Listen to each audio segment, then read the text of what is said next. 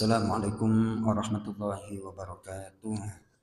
Bismillah, alhamdulillah, wassalatu wassalamu ala rasulillah wa ala alihi wa ashabihi wa mawalah amma ba'du. Jemaah salat maghrib Masjid Nurul Ikhlas rahimakumullah.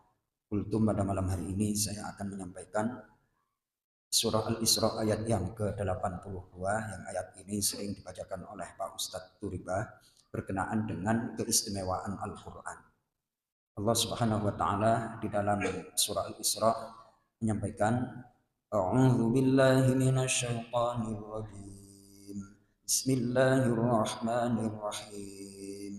Wa nunazzilu minal Qur'ani ma huwa shifaa'un wa rahmatul lil mu'minin wa la yazidul zalimina illa khasara. Sadaqallahul azim. Allahumma arhamna bil Qur'an.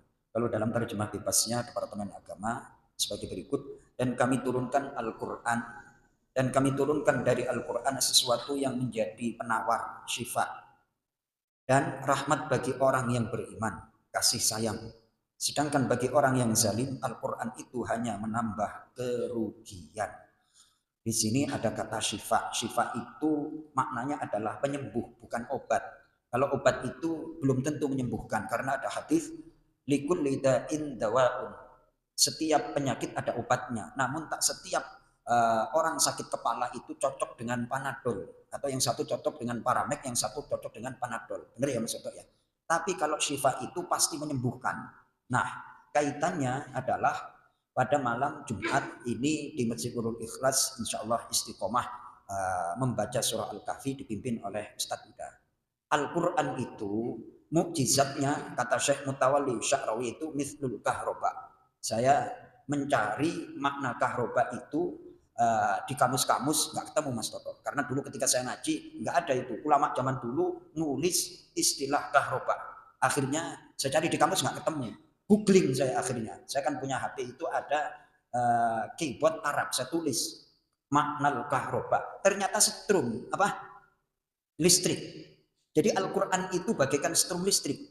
Bagi orang yang kepanasan, itu akan setrum berfungsi untuk kipas angin. Kalau nggak kipas angin seperti kita nih, di kanan kiri, apa namanya? Asik. Kemudian kalau orang lapar, colokin aja magicom. Itu akan bermanfaat. Bagi asisten rumah tangga untuk ngerapiin baju, setrum itu bisa digunakan untuk nyetrika. Macam-macam lah. Untuk pendingin, untuk freezer, untuk apa lagi yang namanya listrik. Untuk apa ini? Nah, lampu. Bahkan sekarang ada sepeda tenaga. Jadi Al-Quran itu bagaikan setrum listrik yang kebutuhannya disesuaikan dengan yang butuh. Ini Mas Tri lagi butuh apa? Bacalah Quran. Terus saya merenung. Iya ya. Al-Quran itu terdiri dari surah. Kumpulan surah-surah. Kemudian dari surah itu terdiri dari ayat. Ayat itu maknanya adalah syai'un ajibun fi dzatih, sesuatu yang mengagumkan pada zatnya. Jadi ketika kita baca Al-Quran, minta apa saja. Nggak harus surah Al-Waqiah misalnya untuk rezeki. Nggak harus. Ngurut aja baca Quran. Jadi disesuaikan dengan kebutuhan kita. Kan listrik disesuaikan dengan kebutuhan manusia. Ya, Mas Rahman ya. Jadi ketika baca Al-Quran, itu niatnya hanya minta ridho Allah. Nah kita kan bawa masalah masing-masing. Ada problem. Sekarang tanggal berapa, Mas Tri? Tanggal berapa sekarang? 28. Ini termasuk kategori tanggal muda, tanggal tua, tanggal pertengahan, atau tanggal apa ini? Ini tanggal lemas lah, ya kan? Tanggal lemas. Nah ini baca aja Al-Quran. Ya Allah, ini kelihatannya kebutuhan semakin mendesak habis. Baca Quran aja. Baca. Allah akan ngasih itu yang namanya jalan keluar. Dan saya sudah berkali-kali nggak terhitung. Pokoknya kalau ada problem, baca Quran. Mau badannya kurang enak, mau doain anak, mau doain saudara, punya hajat segala macam, baca Quran. Apalagi ada misalnya keterangan hadis, siapa yang membaca surah Al-Kahfi baik hari Jumat atau malam Jumat, maka Allah akan menjadikan antara dua Jumat itu nur. Jumat ini dan Jumat yang akan datang ada nur, ada cahaya. Ketika ada cahaya, kita jalan dapat petunjuk. Orang ruwet hidupnya itu kan nggak ada petunjuk. Benar ya Mas Tri ya? Orang ruwet hidupnya itu karena nggak dapat petunjuk. Kalau dapat petunjuk nggak bakalan ruwet.